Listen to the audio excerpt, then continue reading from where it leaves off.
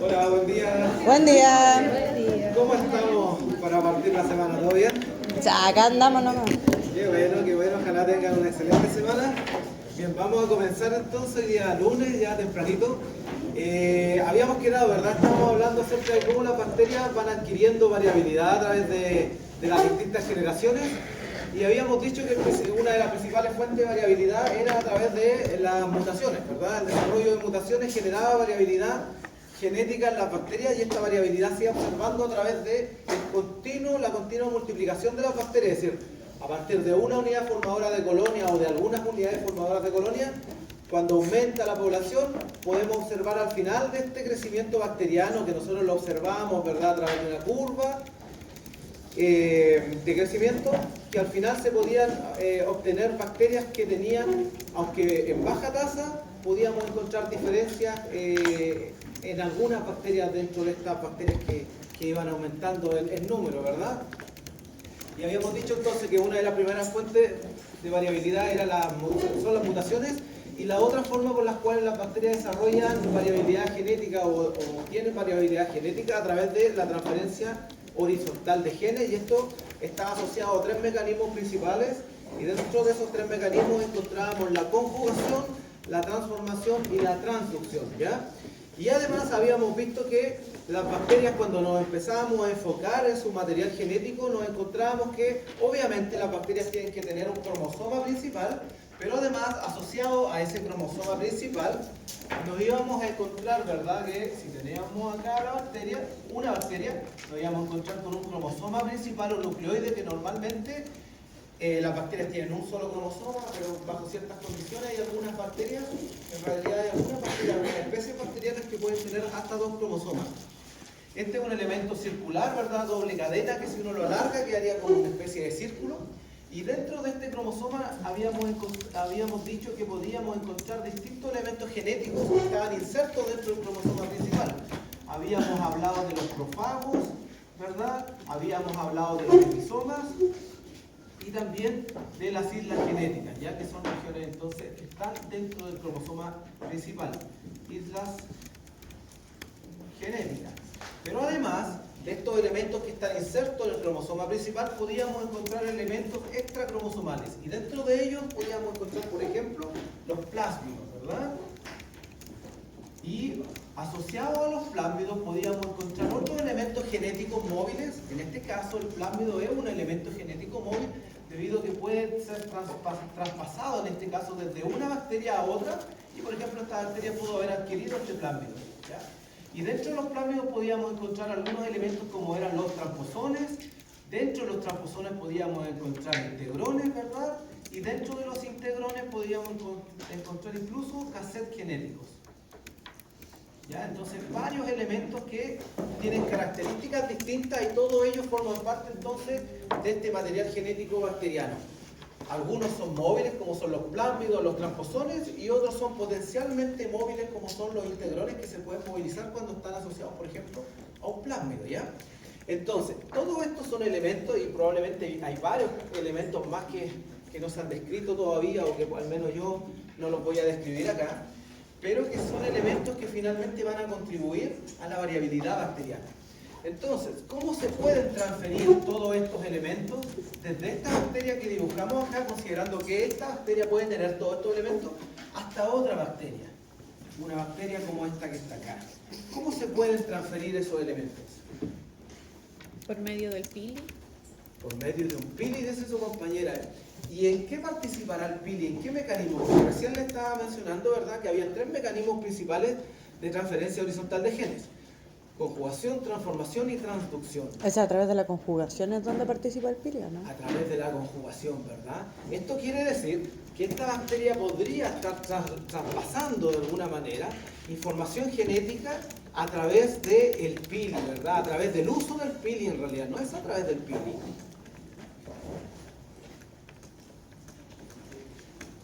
A través de, en este caso, de un proceso denominado conjugación. Bien, tenemos este proceso que se denomina conjugación. ¿Y en qué consiste este proceso de conjugación? ¿Qué es lo que permite trasladar desde esta bacteria hasta esta otra bacteria? ¿Qué elementos se pueden trasladar? Por ejemplo, plásmido, perfecto. Plásmidos como este que está acá. Este plásmido entonces se puede trasladar en un proceso que se denomina conjugación. Pero ¿qué se requerirá para que se genere finalmente el traspaso de plásmidos desde esta bacteria hasta otra bacteria que está acá? Que estén unidas, exactamente. Que haya una relación estrecha, que estén estrechamente unidas ambas bacterias. Y eso quiere decir que el dibujito vamos a tener que hacerlo un poco más cerca de esta otra bacteria. La vamos a hacer acá, ¿ya? La vamos a dibujar acá. Perfecto. ¿Y qué va a ocurrir ahora? Tenemos entonces una interacción estrecha entre estas dos bacterias. ¿Cómo debería ocurrir este proceso que se denomina conjugación? ¿Qué es lo que hace que se unan estas dos bacterias? Que estén cerca, atraídas y unidas cerca. Puede ser la carga que tengan. Podría ser, ¿verdad? Pero hay algo más que usted lo nombró. El pili. Esa es la función del pili. El pili es una fibra que lo que hace es que permite que se acerquen las dos bacterias, ¿ya? Porque permite la unión entre una bacteria con la otra bacteria a través de este filamento proteico. Entonces tenemos una estructura, dos bacterias que están estrechamente unidas, muy cercanas. Pero ¿qué más tendrá que ocurrir acá? ¿Qué otro elemento creen ustedes que debería ocurrir acá para que haya paso, en este caso de plásmido, como dicen ustedes? ¿Funcionar las membranas? Deberían fusionarse las membranas, en realidad no se fusionan, pero sí están cercas.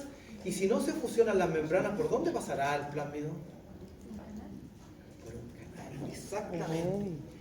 Y eso quiere decir que las bacterias, para poder generar esta conjugación, tienen que tener unos plásmidos particulares que se llaman factores F, o plásmido F, o factor de fertilidad. Ese es el plásmido que llevan. Y la gracia de estos plásmidos, bueno, deben tener varias más de las que yo les voy a mencionar ahora, pero es que tienen unos genes acá, estos genes, que son unos genes denominados genes TRA, ¿ya? ¿Genes cuánto? TRA, si mal no lo recuerdo, ese es el nombre que tienen, ¿ya? Si me equivoco, ustedes después lo corrigen, ¿ya? Y la gracia de estos genes es que aquí se codifican todos los elementos necesarios para que este plásmido pueda trasladarse desde una bacteria a otra. Y dentro de los elementos que se codifican en estos genes van a estar codificados los pili sexual, pero también van a estar codificadas unas proteínas que van a formar una especie de canal y que permiten la unión, en este caso, el canal entre las dos membranas o las dos envolturas, dependiendo si son bacterias gram negativas, tiene que formarse un canal que permita el paso entre las distintas membranas. Y de esa manera, entonces, cuando se forman estos elementos que están acá, tenemos una célula que está estrechamente unida a la otra, se forma una especie de canal, gracias, en este caso, a la ayuda del pili también, que ayuda a estabilizar esta cercanía entre las dos bacterias. Y ahora lo que va a ocurrir es que este plásmido se empieza a romper, se produce una mella. Recuerden que los plásmidos son doble cadena, es decir, tiene una cadena acá y otra cadena complementaria acá. Y se produce una mella en este plásmido, se rompe, se produce un nick, una mella. Y lo que va a ocurrir ahora es que al romperse este plásmido, esta cadena que está acá se empieza a separar de esta otra cadena, ¿ya? Y se empieza a desenrollar de acá. Y por lo tanto, de esta doble cadena que tenemos acá, una cadena va a pasar hacia acá. Bien, se rompe entonces y empieza a pasar una cadena hacia acá. Y por lo tanto, lo que va a ocurrir ahora es que vamos a tener esta cadena que se pasa, ¿verdad? Una cadena monocatenaria, una sola cadena. Y lo que vamos a obtener acá es una cadena monocatenaria. ¿Y qué nos va a quedar acá? Si se pasa una cadena, ¿qué va a pasar a este otro lado? Va a quedar una cadena también, ¿verdad?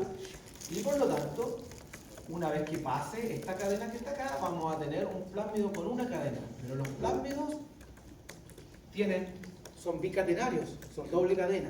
Por lo tanto, en la célula que recibe el plásmido se empieza a sintetizar la cadena complementaria y por lo tanto va a quedar como, en este caso, como un plásmido bicatenario, doble cadena. Y por lo tanto, ahora vamos a tener el plásmido en esta bacteria que lo recepciona. Y la bacteria que dona, en este caso, la bacteria donadora, ¿cómo va a quedar? ¿Quedará como con el plásmido o no? ¿Qué creen ustedes? Si esta bacteria fue capaz de adquirir una cadena y a partir de esa cadena sintetizó la complementaria, y acá tenemos entonces un plásmido en realidad de una sola cadena, ¿qué pasará con la otra cadena? Debería Igual ser la capaz de hacer lo sintetiza. mismo. Igual la sintetiza, exactamente, y por lo tanto vuelve a tener su plásmido completo, ¿ya? Y por lo tanto ahora tenemos ambas bacterias con plásmidos, y de esa manera se van transfiriendo los plásmidos. No es que se transfiera completamente el plásmido y una bacteria quede con plásmido y el otro sin plásmido, ¿ya? Y si esta bacteria tenía plásmido y tenía este factor F, a esta bacteria se le denomina F+, ¿ya? Debido a que tiene este plásmido. Si esta bacteria, antes de tener este plásmido, obviamente no tenía un plásmido, se denomina una bacteria F-, porque no tiene un plásmido de fertilidad. Sin embargo, cuando se genera la conjugación y hay traspaso entonces de información genética, en este caso de cadenas de plásmidos, y adquiere finalmente un plásmido, ahora esta bacteria que era F-, pasa a ser F+, ¿verdad? Porque ahora sí tiene este plásmido conjugativo. Y como se darán cuenta, si hay traspaso de plásmido, podría haber traspaso también. En caso de que haya dentro del plásmido transposones, integrones, etc., se va a trasladar todos esos elementos hasta, en este caso, hasta otra bacteria. ¿Qué aplicaciones se le da a este proceso de transferencia de plásmido? ¿Para qué transferir plásmidos? ¿Cuáles serán las características que puede adquirir una bacteria al tener un plásmido? ¿Qué creen ustedes que gana una bacteria con tener Adaptabilidad. una mayor adaptabilidad, ¿verdad? Perfecto. ¿Y por qué tiene una mayor adaptabilidad esta bacteria con el hecho de tener este plásmido? Porque puede recombinar el ADN de los cromosomas que tiene y todo. Puede recombinar, ¿verdad? Bueno, puede hacer dos cosas: mantener el plásmido acá de forma independiente del cromosoma, o lo puede recombinar formando un episoma, ¿verdad? Formando, en este caso, integrando el plásmido en su cromosoma principal. Pero ¿cuál será la gracia de los plásmidos? ¿Cuál será la gracia de tener plásmidos? ¿Le puede dar inmunidad a un antibiótico? ¿Le puede dar inmunidad qué? ¿A un antibiótico? A un antibiótico. Perfecto, ¿verdad? Exactamente. Todo va a depender de qué elementos están codificados en los plásmidos.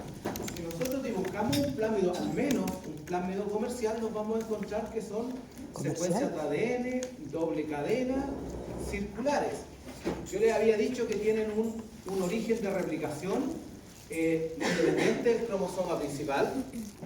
Por lo tanto, se va a replicar de forma independiente del cromosoma.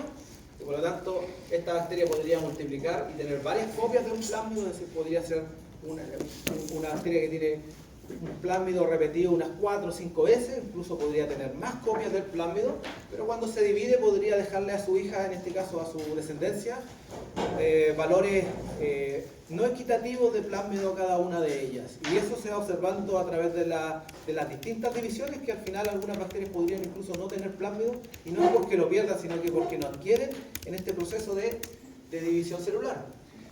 ¿Y para qué sirven los plásmidos? Bueno, al menos los comerciales tienen su origen de replicación, tienen un marcador de selección, que generalmente este marcador de selección es un gen que codifica para algún antibiótico, para alguna resistencia a algún antibiótico. Por ejemplo, canamicina es un antibiótico, entonces los plásmidos comerciales llevan un gen que codifica para este antibiótico. Y por lo tanto, si una bacteria tiene este plásmido acá, esa bacteria va a ser resistente a este antibiótico, ¿ya? No a todos los antibióticos, a este antibiótico. Algunos obviamente llevan otros genes que pueden conferir resistencia a ampicilina, que es otro antibiótico, ¿ya? Y por lo tanto, si tenemos un plásmido que tiene un gen que codifica para un elemento que le permite resistir a la canamicina y a la ampicilina, obviamente ya tenemos un plásmido que es capaz de resistir a 2 antibióticos, y así sucesivamente, ¿ya? Entonces, los plásmidos tienen estos marcadores que se utilizan como marcador de selección, pero además tienen una región que se llama multi-cloning site, cloning site, ¿así? O polylinker, ese es el nombre que van a observar en los libros.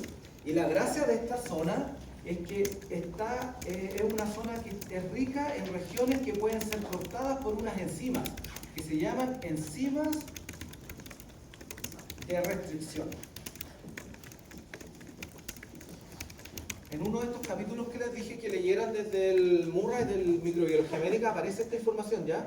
Los capítulos son los 12, 13 y 14. Esos son los capítulos. Son cortitos y con ellos ustedes podrán entender mucho mejor estas clases que hemos hecho, ¿ya?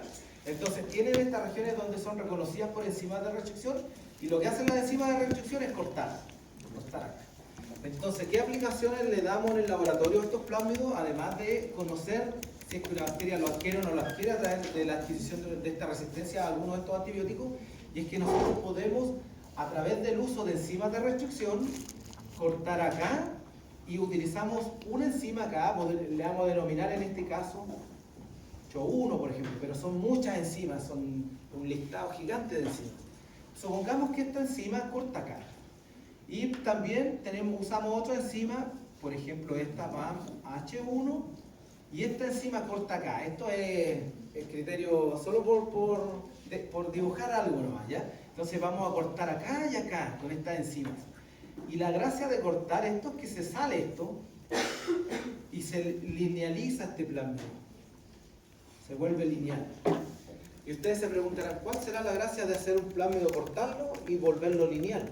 Y la gracia de esto es que nosotros podemos sintetizar genes que en esta zona de acá sean cortados por la misma enzima que cortó el plásmido, y acá lo mismo, la misma enzima que cortó este plásmido, ¿ya?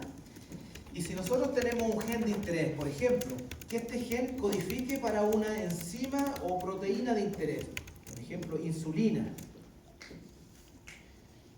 Si nosotros tomamos este gen y le agregamos una secuencia que sean cortadas por estas enzimas, que son las mismas enzimas que cortaron el plásmido, nosotros podemos, con el uso de unas enzimas que se llaman T4 ligasa,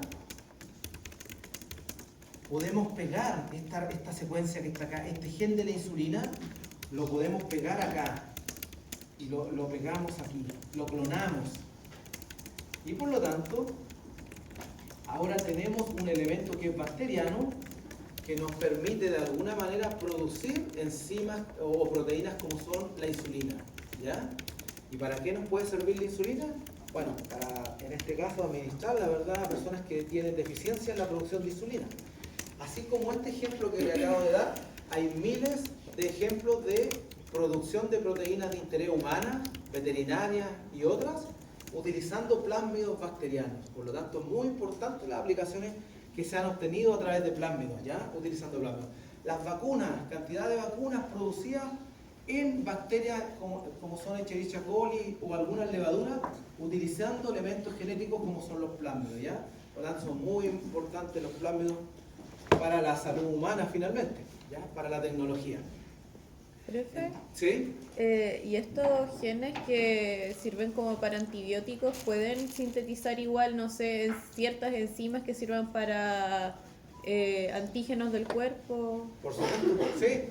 Por ejemplo, acá la insulina finalmente puede ser considerada un antígeno. Ustedes pueden agregar a estos plásmidos lo que ustedes deseen en realidad, y que sea un gen y finalmente se transforme en proteína, en un producto, lo que ustedes quieran, ¿ya? Esa es la gracia del ADN recombinante, ¿ya?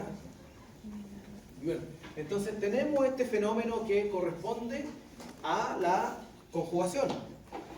Luego de eso, si queremos pasar, por ejemplo, otros elementos como son, por ejemplo, mismos plásmidos u otro fragmento de material genético, ¿a través de qué metodología ustedes la podrían utilizar? Bueno, ahí hay un pequeño, bueno, ya les envié esta diapo, después ustedes la revisan, de cómo ocurre todo este fenómeno de conjugación, pero básicamente igual de como yo les mencionaba. El otro método que también es importante y que es muy importante para la bacteria y para la adquisición de información genética corresponde en este caso a la Transformación. transformación. Sí, transformación. ¿Y en qué consiste la transformación? En este caso, la transformación consiste en que estas bacterias van a adquirir material genético que no está presente en otras bacterias en una bacteria dadora, ¿ya?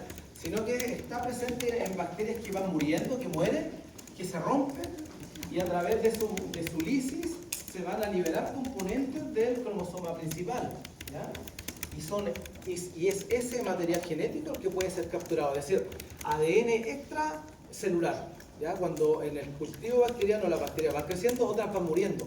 Y la muerte de esas bacterias va a ser la fuente, en este caso, de liberación de material genético que puede ser capturado por las bacterias que están vivas, ¿ya? ¿Y cómo lo van a capturar? En un proceso que se denomina transformación.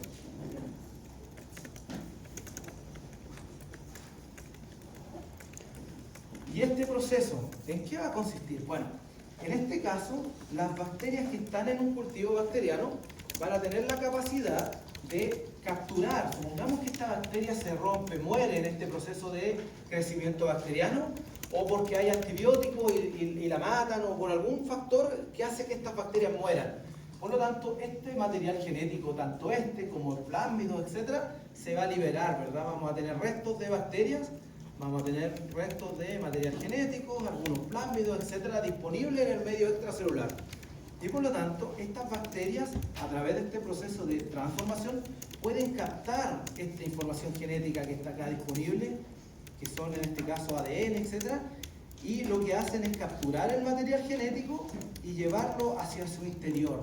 ¿Ya? Acá tenemos el material genético de la bacteria. ¿Qué va a ocurrir con este material genético? Entonces, es capturado, reconocido por unos receptores especializados que reconocen ADN en este caso, ingresan el material genético doble cadena y al parecer aquí cuando lo llevan hasta el periplasma van a utilizar una serie de enzimas que son unas nucleasas, es decir, enzimas que rompen el material genético y lo que van a hacer acá es que rompen una cadena, al parecer rompen una sola cadena e ingresan al interior de la bacteria material genético monocatenario, ¿ya? De una sola cadena. Cuando ingresa este material genético monocatenario, normalmente lo que tendría que hacer esta bacteria cuando reconoce que hay material genético ingresando a su interior es activar una serie de mecanismos inmunológicos, le vamos a llamar mecanismos inmunológicos que presenta la bacteria para poder eliminar estos elementos que van a ser extraños para ella. ¿Ya? Como por ejemplo, la bacteria puede sintetizar enzimas de restricción, esas enzimas que yo les decía que nos permitían a nosotros cortar material genético para generar plásmidos recombinantes y poder generar esta producción de proteínas recombinantes. Bueno, las bacterias sintetizan estas enzimas que se llaman enzimas de restricción para poder romper el material genético que ingresa a su interior. ¿Ya? ¿Por qué romper el material genético que va ingresando al interior de la bacteria? Primero, porque podría ser una amenaza para ellas. ¿Por qué el material genético podría ser una amenaza? Porque, por ejemplo, los fagos son virus que infectan a las bacterias e inyectan material genético. Y cuando inyectan el material genético, los fagos lo que hacen es multiplicarse dentro de la bacteria y cuando terminan de multiplicarse se salen, se escapan de la bacteria rompiéndola, matando la bacteria. Y por lo tanto son una amenaza, es un depredador para la bacteria. Entonces lo que hace la bacteria es que activa una serie de mecanismos inmunológicos en su interior que le permiten reconocer material genético extraño y activar una serie de mecanismos que, como son, por ejemplo, la enzima de restricción que rompen este material genético. Eso debería hacerlo y por lo tanto lo van cortando, impidiendo que se pueda activar, por ejemplo, un fago, etc. Pero en el caso del proceso de transformación, para evitar este proceso donde se van a actuar las enzimas de restricción, lo que hace la bacteria es que empieza a proteger el material genético que ingresa y lo protege con unas proteínas de unión a ADN, ¿ya? Eso hace entonces que ingresa el material genético monocatenario, la bacteria protege este material genético uniéndolo a proteínas especiales que le impiden entonces que estas enzimas de restricción se puedan activar cortándolo. Y una vez que entonces lo ingresa en su interior, este material genético lo puede utilizar como fuente de nutrientes, por ejemplo, fuente de fósforo, de nitrógeno, etc. Pero también en el proceso de conjugación lo utiliza para recombinarlo en su cromosoma principal, principalmente para recombinarlo, ¿ya? y especialmente recombina este material genético exógeno cuando la bacteria tiene algún daño en el material genético propio, ¿ya? Se genera algún tipo de daño en su material genético, entonces utiliza este material genético para poder incorporarlo en su genoma y de esa manera empieza a recuperar el cromosoma que tiene dañado, ¿ya? A través de un proceso de recombinación homóloga o no homóloga, ¿ya? Esos son los procesos que utiliza la bacteria para poder reparar el material genético propio, y dentro de ese proceso entonces utiliza material genético exógeno, externo, ¿ya? Lo recombina acá y ahora la bacteria recupera su información genética, restablece la integridad de sus cromosomas, pero además va incorporando nueva información genética en su cromosoma principal, ¿ya? Y este proceso lo hacen naturalmente la mayoría de las bacterias, esta capacidad de poder adquirir material genético. En el laboratorio nosotros también podemos desarrollar un proceso de transformación artificial, pero en el proceso de transformación artificial lo que nosotros hacemos es utilizar cloruro de calcio o choques de corriente de electricidad que hacen que se empiezan a abrir los poros de la bacteria a la fuerza. Y de esa manera introducimos plásmidos modificados genéticamente para que expresen algún gen de interés, que sé yo, alguna proteína de interés que podría ser desde, no sé, una hormona, etc., ¿ya? Y nosotros de esa manera ingresamos los plásmidos a la fuerza en esta bacteria. Esta bacteria los asimila inmediatamente y los utiliza para poder multiplicarse. Profe, ¿Sí? ¿es posible que el material genético que entre cambie el pH y mate a la bacteria? Nunca lo he leído así. No creo que cambie el pH como tal, pero sí puede ser abortivo para la bacteria, ¿ya? Y eso se ha demostrado porque no todos los genes, a ver, hay genes que se les denomina genes tóxicos o que codifican proteínas tóxicas. No vamos a entrar en detalle, ¿ya? Pero solo para que tengan una idea, cuando yo les hablo del sistema inmune bacteriano es algo relativamente reciente, porque cuando se habla de sistema inmune, generalmente se refiere al sistema inmune que tenemos los vertebrados, ¿ya? Y este sistema inmune en las bacterias ha tenido un aumento en su estudio, yo diría que exponencial desde el año 2019, hace muy poquito, ¿ya? Hace muy poquito. Si hago un breve resumen de lo que se ha estudiado del sistema inmune en bacterias, se sabe que en los años 80 probablemente se descubrieron estas enzimas de restricción que eran utilizadas por la bacteria para romper material genético exógeno y evitar, por ejemplo, que se reactive, considerando que podría ser un fago, un bacteriófago el que ingresa. Entonces lo inhibe su multiplicación. Después de la enzima de restricción se descubrieron unas proteínas que se llaman CRISPR, no sé si la han escuchado, deberían leerlo ya porque es sumamente interesante, están revolucionando el mundo, CRISPR. Y aquí hay varias proteínas, CRISPR-Cas. Creo que sí. Revísenlo por si están interesados en todo lo que es las modificaciones genéticas. En humanos también se están haciendo en humanos ya, con resultados muy, muy interesantes. Y se descubrió esto en 2002 más o menos. El 2012 recién, dos investigadoras de una de Harvard y la otra de la Universidad de California en Berkeley, empezaron a utilizar estos sistemas como métodos de modificación genética, ¿ya? ¿Y en qué consisten? Yo les decía que los enzimas de restricción rompen específicamente material genético extraño que no corresponde a la bacteria. En el caso del CRISPR, corresponde a un sistema de memoria en bacterias que les permite entonces, cuando ingresa algo extraño, lo eliminan, pero cierta parte del material genético extraño lo van ingresando a unas regiones repetitivas que tienen dentro de su genoma y lo mantienen ahí. Y por lo tanto, si vuelve a ingresar lo mismo, ahora estas regiones que son repetitivas se expresan y se unen porque son similares a las que están ingresando. Se unen y eso es un indicativo de que otras enzimas tienen que atacarlo y lo rompen. Por lo tanto, es casi como un sistema inmune adaptativo nuestro con los anticuerpos y todo esto, muy parecido. Y después de esto, yo diría que esos son los dos métodos más estudiados y después de esto aparecieron más de 100 mecanismos distintos de defensa. Deben ir ahora, en pocos años, en 5 años, unos 150 mecanismos defensivos distintos.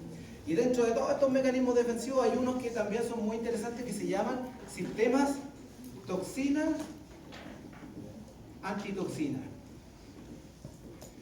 Y como se darán cuenta, la toxina es algo que le genera daño a la bacteria, induce la muerte de la bacteria. Y la antitoxina es un elemento como la dosis que impide que la toxina se active. Y por lo tanto las bacterias tienen muchísimos genes que codifican toxinas, antitoxinas. Por lo tanto, si en este proceso de transformación es capturado sistemas toxina-antitoxina, lo que puede ocurrir acá es que si no es regulado adecuadamente la adquisición de ese tipo de sistemas, se podrían activar las toxinas y generar la muerte de la bacteria. Ahora, ¿por qué una bacteria o por qué las bacterias utilizan sistemas como esos, toxinas, antitoxinas, considerando que son tóxicos para la misma bacteria que lo lleva? Y cada bacteria tiene múltiples copias de sistemas toxina-antitoxina. ¿Por qué creen ustedes que una bacteria podría llevar esos sistemas? Yo creo que puede ser para erradicar radicales libres que se encuentran en la célula eucariota, ¿puede ser? Sí, puede ser, ¿verdad? Pero en realidad es básicamente debido a que es un sistema que induce a una especie de apostosis, muerte celular de las bacterias. ¿Ya? Es una respuesta abortiva en las bacterias. ¿Por qué una bacteria tendría que entrar en un proceso abortivo? Con el... Ay, como si son afectadas por el tema de los fagos que usted mismo dice. Exactamente. Y no terminar como... Exactamente. Eso es lo que se ha demostrado, que todos estos sistemas están muy presentes en las bacterias debido a que, recuerden que cuando las bacterias aumentan en tamaño, no aumentan en tamaño físico solamente, sino que en número bacteriano. Y si una población bacteriana que tenemos millones y millones de bacterias, como se puede observar acá, son infectadas por fagos, los fagos lo que van a hacer es infectar una bacteria, se multiplican y van a infectar otra bacteria, se multiplican e infectan otra bacteria.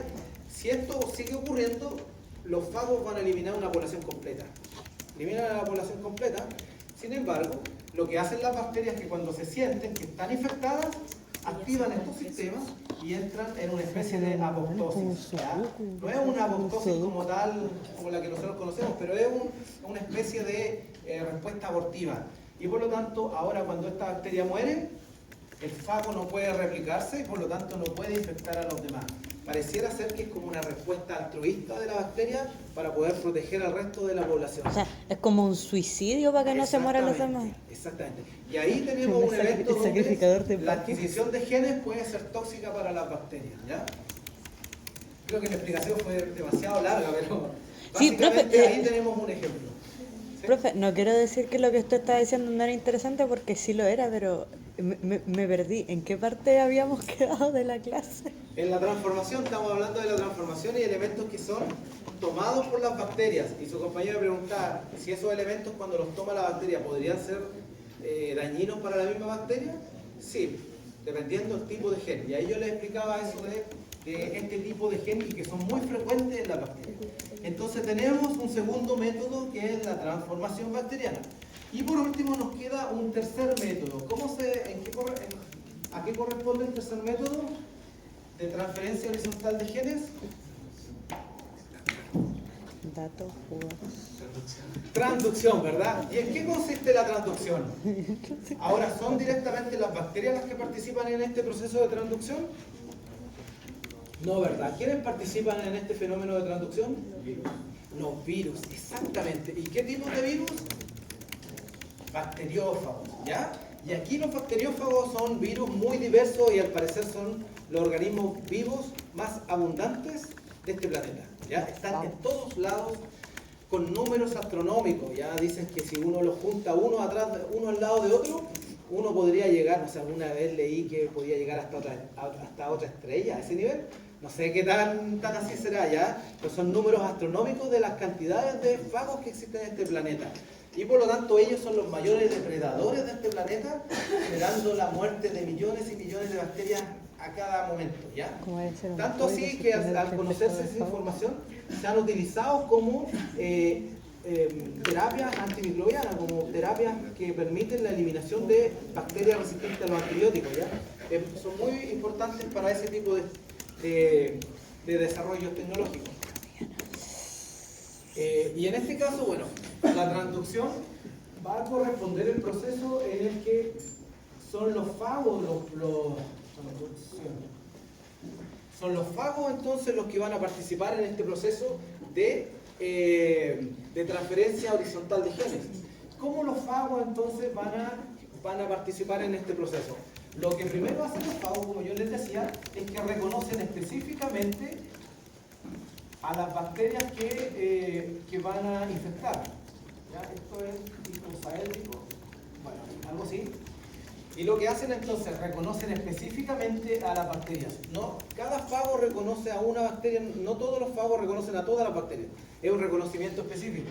Luego de esto, los fagos llevan material genético acá en la cabeza, en cabeza, cuello y cola. Y lo que hacen es inyectar este material genético en las bacterias. Y estos fagos pueden, una vez que inyectan su material genético, pueden desarrollar dos tipos de programación. Uno que se llama programación, o ciclo, le vamos a llamar ciclo lítico. Y el otro ciclo que podrían desarrollar, dependiendo del tipo de fago, es un ciclo lisogénico. ¿Ya? Lisogénico. Entonces tenemos un ciclo lítico y un ciclo lisogénico. Los fagos pueden desarrollar cualquiera de los dos, algunos que son solo líticos, otros que pueden ser lisogénicos y líticos, ¿ya? ¿Cuál es la gracia de estos ciclos? Que una vez que ingresan los fagos, cuando desarrollan el ciclo lítico, lo que hace el fago es ingresar su material genético y desarrollar múltiples copias de sí mismo dentro de esta bacteria, ¿ya? Desarrolla múltiples copias entonces de sí mismo acá. Y por lo tanto vamos a tener una gran cantidad de fagos dentro de la bacteria, ¿ya? Millones de fagos dentro de la bacteria. ¿Y qué va a ocurrir una vez que se han desarrollado estos millones de fagos dentro de la bacteria? Los fagos van a salir. Y cuando salen de esta bacteria, lo que va a ocurrir es que van a estar disponibles en el ambiente para poder infectar otra bacteria, ¿verdad? Infectan más bacterias. Sin embargo, en el proceso de salida, lo que hacen es romper la bacteria. Y por lo tanto, esta bacteria muere. Y después este fago infecta a otro y va a generar lo mismo, la muerte de esta bacteria, ¿ya?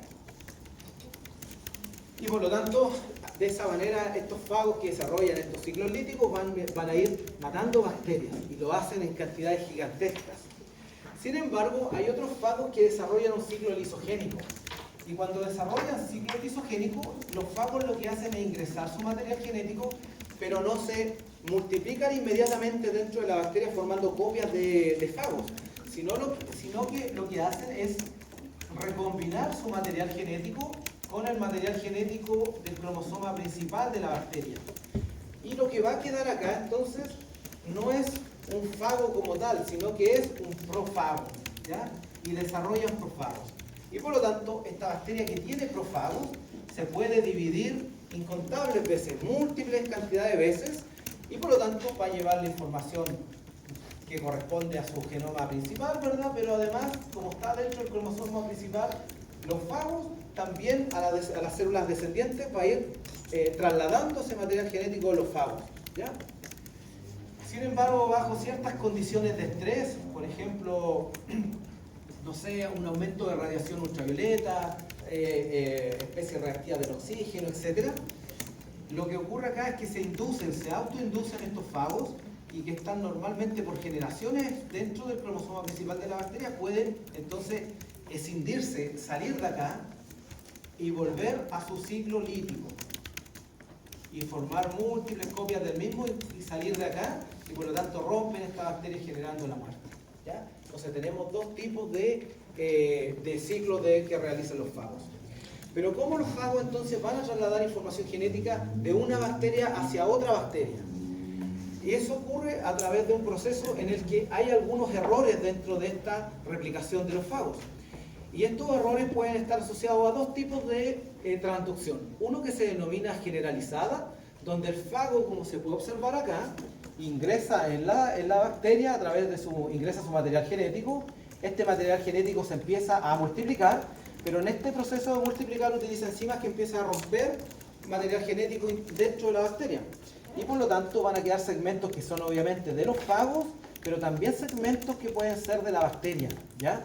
Y cuando se ensambla este fago, se ensambla con su material genético, pero pueden ocurrir errores donde ensamblan también en su interior material genético bacteriano.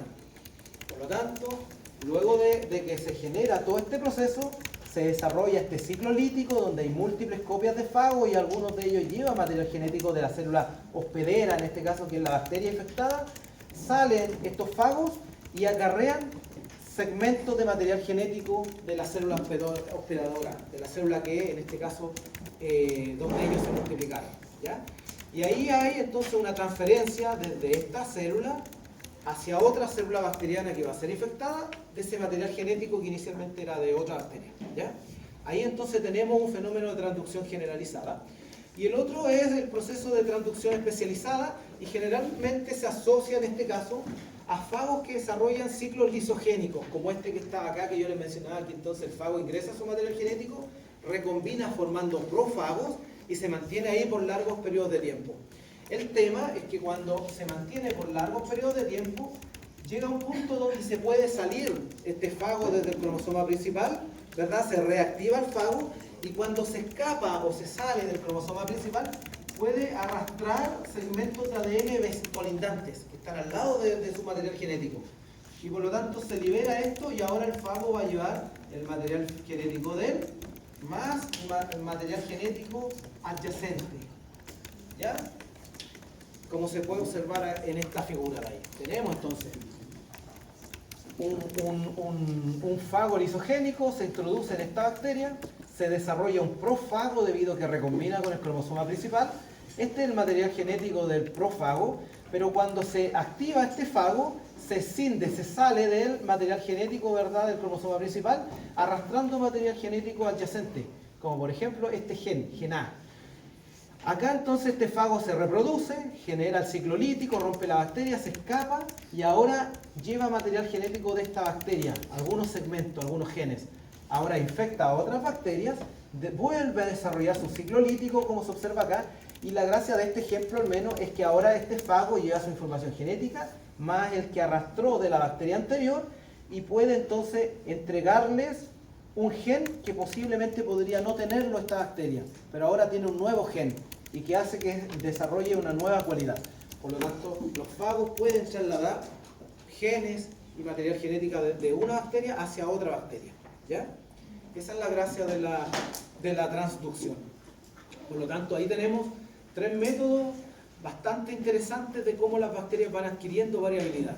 Van adquiriendo nueva información genética a través del paso de plásmido por conjugación, la adquisición de material genético exógeno a través de transformación, o los mismos fagos que van infectando una célula y otra sucesivamente, llevando información de una a otra, ¿ya? Ahí tenemos los 3 métodos. Y esto es lo que yo ya les había explicado acerca de la enzima de restricción.